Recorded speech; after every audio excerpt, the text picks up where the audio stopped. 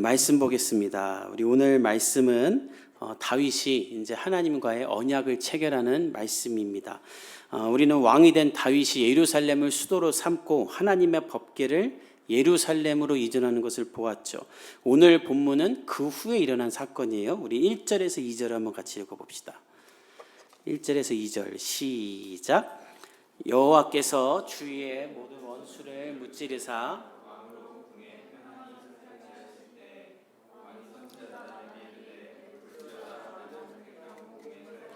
하나님의 궤는 휘장 가운데 있도다. 하나님께서 다윗을 왕으로 세우시고 그의 모든 적들을 무찌르사 다윗 인생에 처음으로 평안함이 찾아옵니다. 다윗은 언제나 쫓기고 싸우고 전쟁하는 삶을 살았죠. 그리고 왕으로 예정되기 전에는 양을 치던 시절에는 맨날 곰과 사자로부터 양을 지키느라 긴장하며 살던 사람인데 그런 다윗의 삶에 드디어 평안이 찾아온 거예요.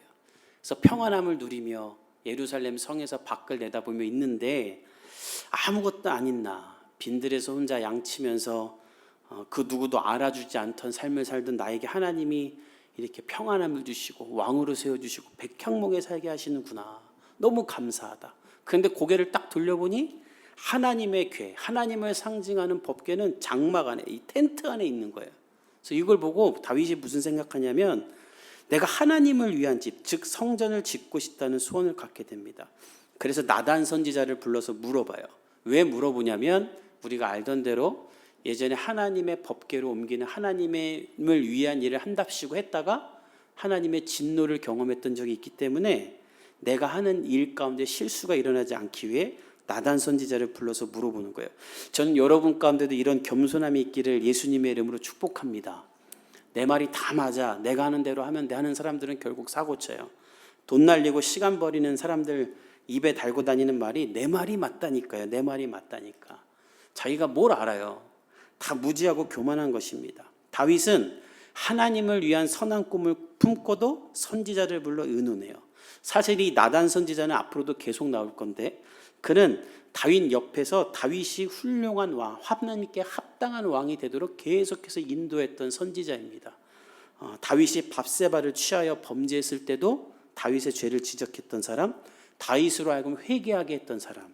그래서 하나님의 용서를 받고 하나님 앞에 굳건히 서게 했을 뿐만 아니라 그의 아들 솔로몬이 왕이 되기도 하고 또 성전 안에 예배드릴 때 음악을 도입하기도 했던 다윗 옆에서 다윗의 대소사를 함께 결정하던 다윗의 고문과 같은 사람이에요. 그래서 궁전에 함께 거했던 선지자로 여깁니다. 이 소원도 다윗은 나단과 공유하는 거예요. 나단은 다윗의 말을 듣게 됩니다. 나단 선지자가 내가 하나님의 위한 성전을 짓고 싶습니다. 그러자 나단이 어떻게 하냐면 우리 3절을 읽어봅시다. 3절 시작. 나단이 왕께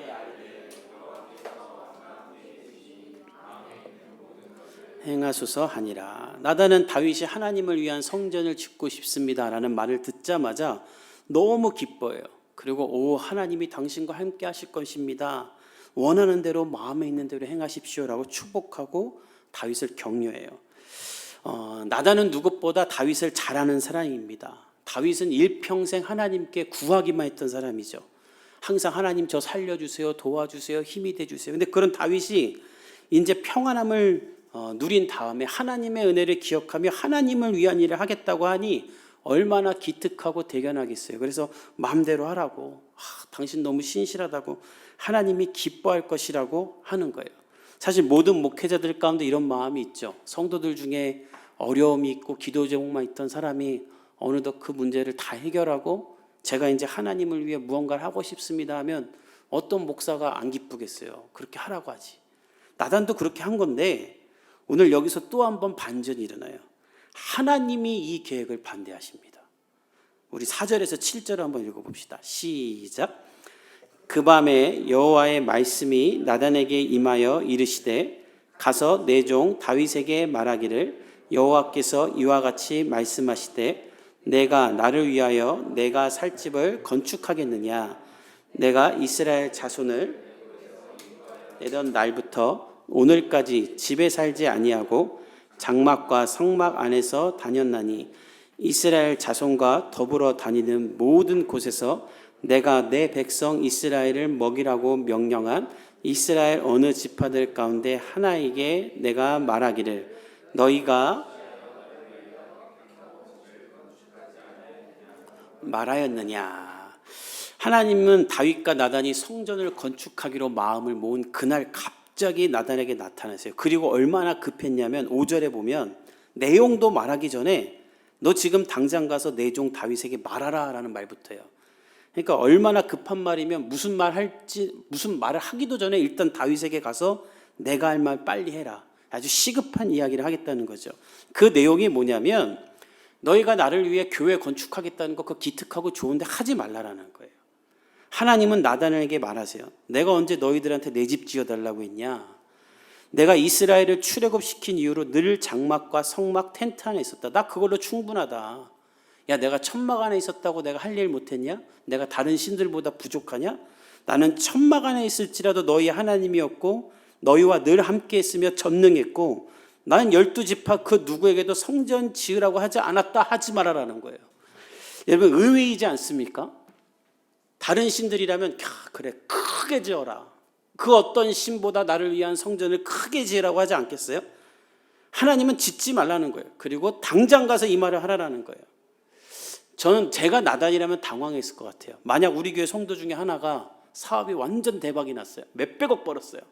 그래서 한강이 보이는 56평 아파트에 살다가 한강을 내려다보며 하나님께 감사하다 막 이러고 깊은 감사에 빠져 있다가 어느덧 우리 교회를 생각하니 나는 이렇게 좋은 집 사는데 보험의 교회는 아직도 조그만 상가 있네. 안 되겠다 하고 저를 찾아왔어요. 목사님, 제가 큰 집을 사고 사업에 성공하고 보니 우리 교회는 상가 있어서 마음이 안 좋습니다. 교회 지으시자고 100억을 딱 주면 제가 어떻게 하겠어요? 하나님께 물어보겠습니다. 이러겠습니까? 손이 벌벌벌 떨리면서 지사님 할렐루야 건축위원장 하십시오 하고 같이 땅 보러 다니고 여기가 좋겠사오니 여기다 집 쓰다 하고 신나갖고 하겠죠. 그죠? 어느 목사가 안 그러겠어요. 나단도 그런 거예요. 그런데 하나님께서는 그날 밤 나타나서 하지 말라라는 거예요. 야, 나를 위한 성전 하지 말라.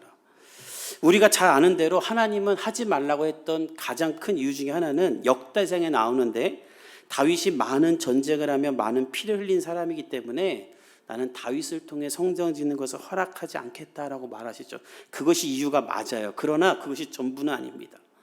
오늘 이 본문을 보면서 우리가 오해하지 않았으면 좋겠는데 하나님은 야 다윗 너 같은 놈이 어떻게 내 성전을 짓냐? 너처럼 사람 많이 죽이고 전쟁 많이 한 놈이 거룩한 나를 위한 성전 주면 내가 거룩한 하나님 되냐? 짓지 마 이런 게 아니에요.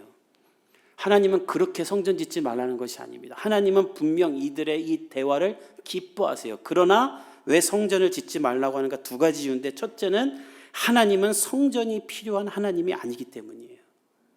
우리 하나님은 지존하시고 완전하신 지금도 살아계시는 유일하신 하나님인 줄 믿습니다. 따라서 하나님은 다른 신들처럼 자신을 증명하기 위한 큰 성전이 필요하지 않으세요. 여러분 모든 종교를 보세요. 어떤 종교든지 할 수만 있다면 큰 성전, 큰 사원을 만듭니다. 그리고 해외 여러분 여행 가면 그 성전을 어떻게든 그 도시의 랜드마크로 만들어서 자신들의 신을 증명하고 또 나타내기려고 하죠. 그래서 큰 사원, 더 큰 성당을 짓고 문화적 가치를 만들기도 합니다. 왜냐하면 그 건물과 건축이 주는 위엄과 역사적 가치가 우리의 신이라고 대변하며 증명하기 위해서요. 그러나 우리 하나님에게는 그따위 건물이 필요하지 않은 거예요. 여러분 하나님은 해와 달과 별과 온 세상을 만드신 하나님이고 산과 바다가 하나님으로부터 나왔어요. 어떤 건물로 하나님을 가둘 수가 있고 어떤 건축물이 하나님을 대변할 수 있겠습니까? 이 건물을 하나님을 위해 지었다는 것 자체가 하나님에게 수치인 거예요. 하나님은 어떤 종교적 열등감도 없어요. 여러분 만약에 BTS가 다음 주에 우리나라의 유명한 경찰을 끌고 다닌다고 생각해 보세요. 그럼 BTS가 하락합니까? 그들의 가치가? 아니요. 그들이 타고 다니는 소형차가 더 많이 팔릴 거예요. 얼마 전에 축구선수 김민재가 소형차를 끌고 다닌다는 뉴스를 본 적이 있어요. 대단하다. 김민재가 소형차 끌고 다니면 김민재가 아닙니까?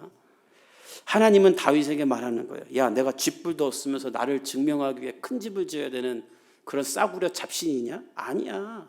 너희들이 건축으로 증명해 주지 않아도 돼. 난 장막 안에 있어도 돼. 난 그 안에서도 온 세상을 다스릴 수 있는 전능하신 하나님이라고 우리에게 말하는 거예요.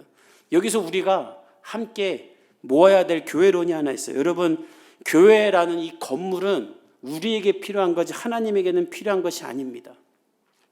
하나님은 교회 안에만 계시는 하나님이 아니라 교회가 가둘 수 없는 우리와 함께 하시는, 우리 안에 내주하시는 살아계신 하나님인 줄 믿습니다. 다만 우리가 모이기 위해, 또 우리가 예배하기 위해 필요로 건물이 필요한 것뿐이에요. 또 지역사회 가운데 선한 일을 하기 위한 공간이 필요한 것이지 그 외에 다른 이상은 없어요. 우리가 천막에서 예배드리나 천억짜리 건물에서 예배드리나 하나님은 동일한 하나님이고 하나님을 향한 마음만 드리기만 하면 하나님은 그 자리에서 역사하세요. 그러나 이런 의미가 아니라 또 다른 목적과 의미를 가지고 교회를 지으면 어떻게 되는가? 100년도 지나지 않아 유럽의 교회들처럼 숫집으로 팔리고 나이트클럽으로 변하는 거예요. 우리나라도 그런 일이 시작돼요. 바로 옆 동네 성수동에 그런 일이 일어났어요. 한 교회가 다른 성전 지으려고 일반 사람들에게 팔았는데 그 사람들이 절대 다른 용도로 안 쓰겠다 해놓고 그걸 술집으로 만들었나? 뭐 이렇게 만들어버렸어요. 저 외관은 교회 건물인데 아닌 술집이에요.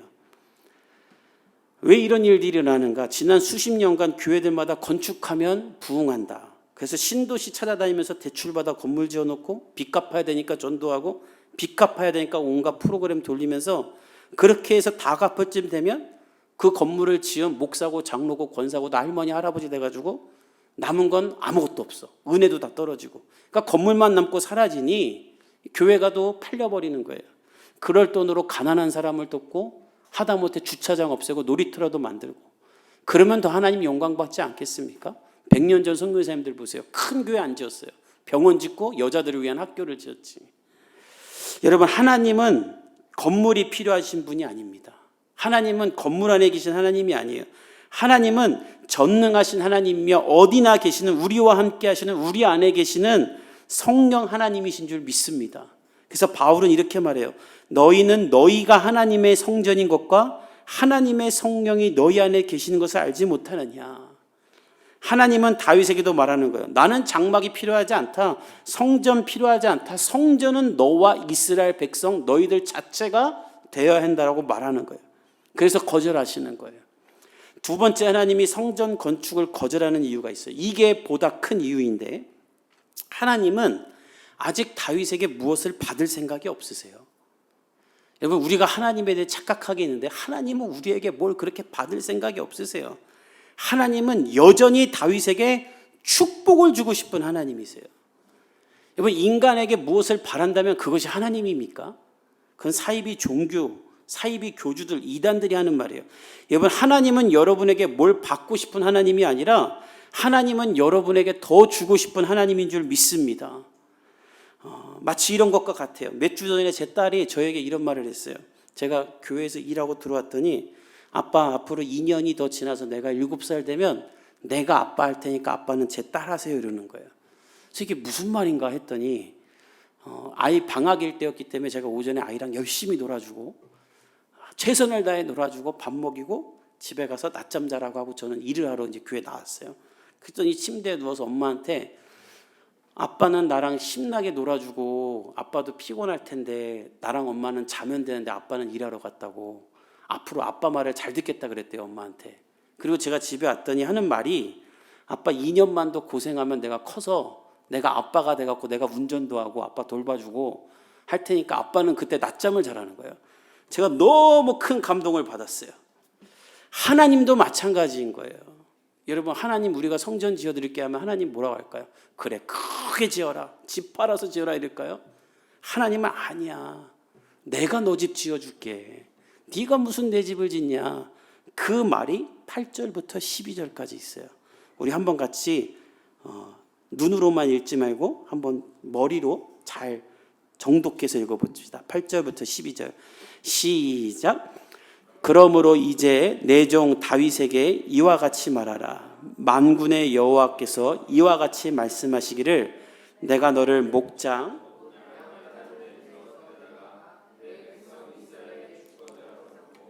내가 가는 모든 곳에서 내가 너와 함께 있어 내 모든 원수를 내 앞에서 멸하였은즉 땅에서 위대한 자들의 이름같이 내 이름을 위대하게 만들어 주리라.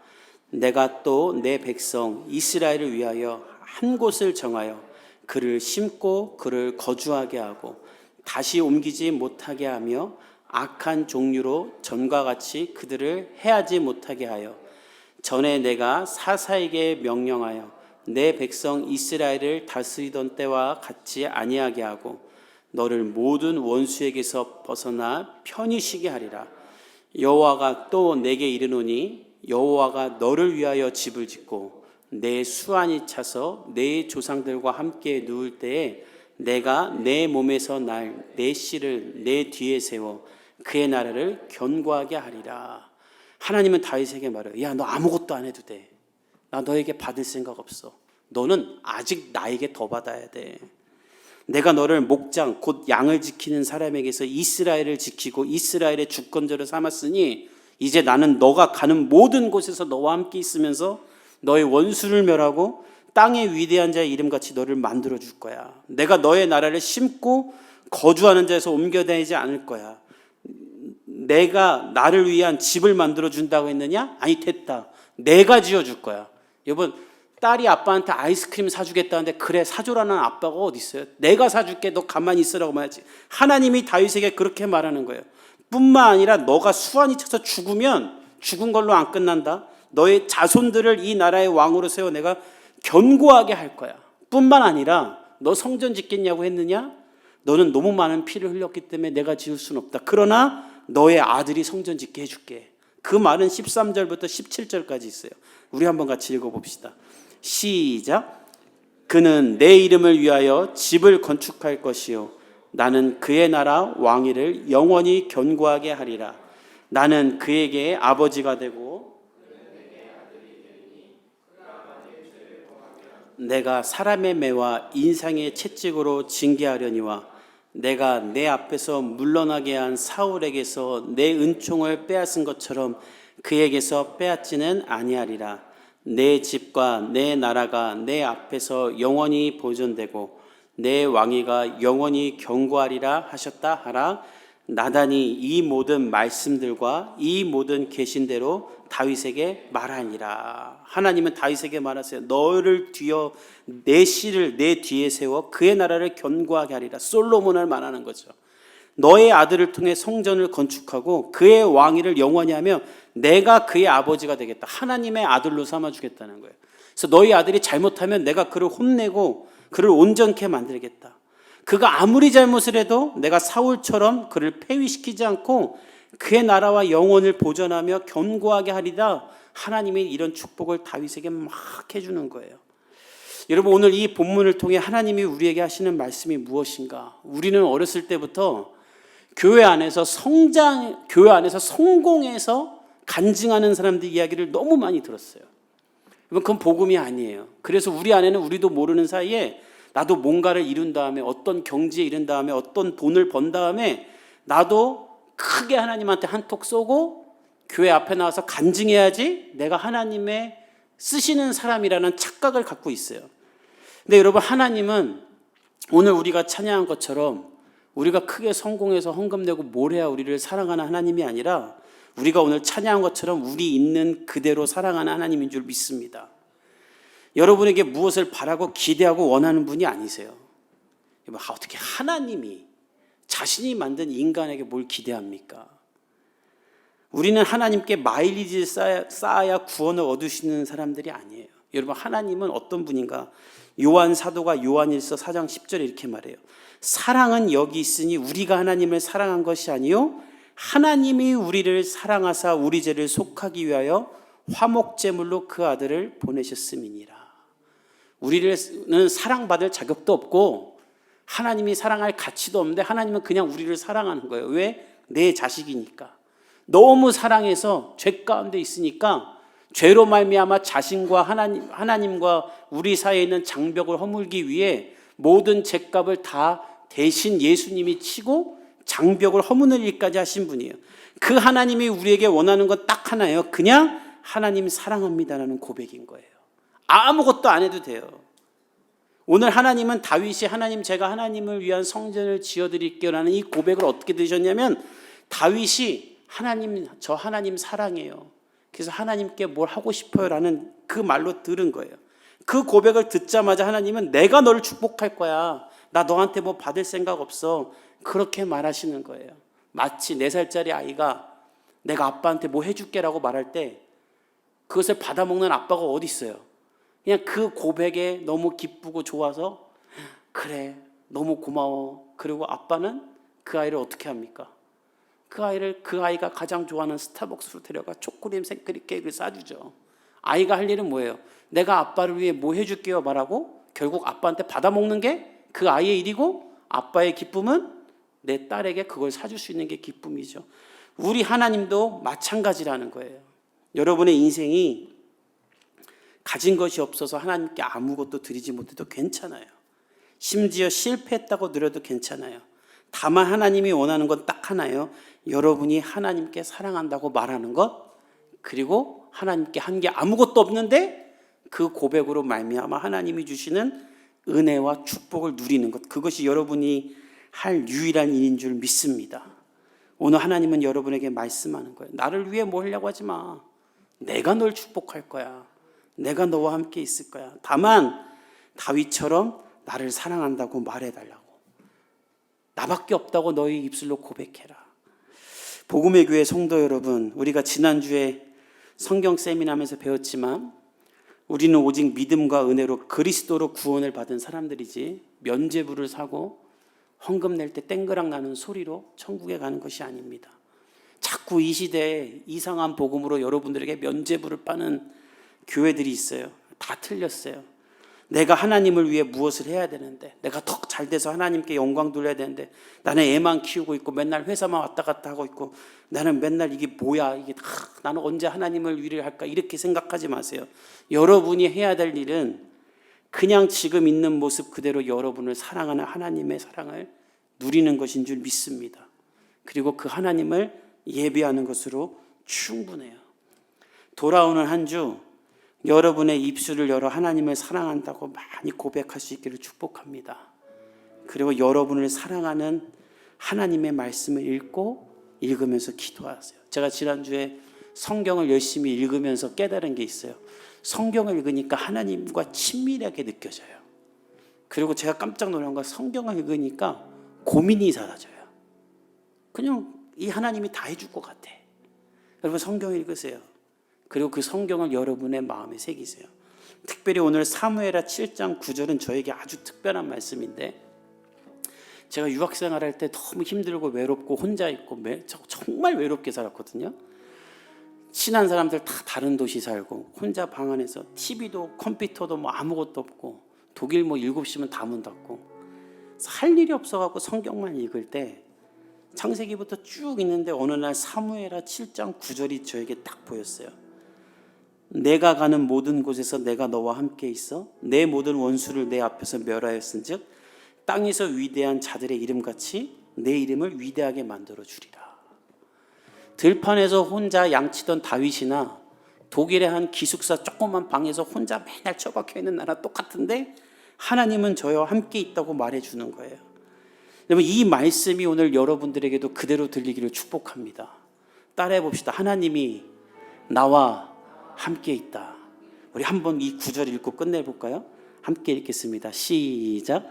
내가 가는 모든 곳에서 내가 너와 함께 있어 내 모든 원수를 내 앞에서 멸하였은즉 땅에서 위대한 자들의 이름같이 내 이름을 위대하게 만들어 주리라. 아멘.